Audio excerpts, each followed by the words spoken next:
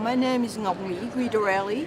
I'm a catalog librarian at Virginia Commonwealth University, Richmond, Virginia. I choose the book, Tim O'Brien's The Things They Carried, because this book, The Things They Carried, was chosen as one book as part of the One Book, One City program in my city of Richmond about 5 years ago. And I also chose this book because it reminds me of my own country, Vietnam, and our history, and it reminds me also of the Vietnam War. That's a period when I grew up.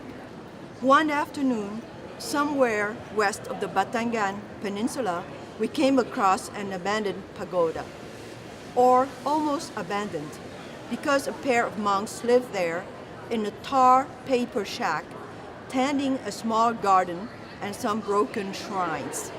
They spoke almost no English at all. When we dug our foxholes in the yard, the monks did not seem upset or displeased, though the younger one performed a washing motion with his hands. No one could decide what it meant. The older monk led us into the pagoda. The place was dark and cool, I remember, with crumbling walls and sandbagged windows, and the ceiling full of holes. It's bad news, Kiowa said. You don't mess with churches. But we spent the night there, turning the pagoda into a little fortress. And then, for the next 7 or 8 days, we used the place as a base of operations.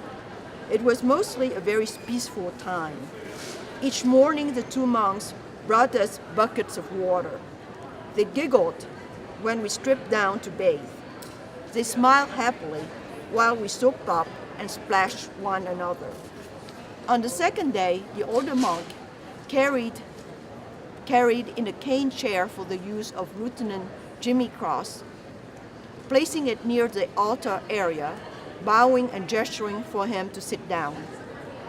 The old monk seemed proud of the chair and proud that such a man as Lieutenant Cross should be sitting in it. On another occasion, the younger monk presented us with 4 ripe watermelons from his garden.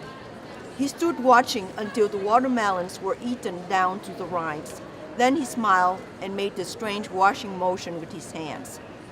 Though they were kind to all of us, the monks took a special liking for Henry Dobbins. Soldiers see Jesus, they would say. Good soldier, Jesus.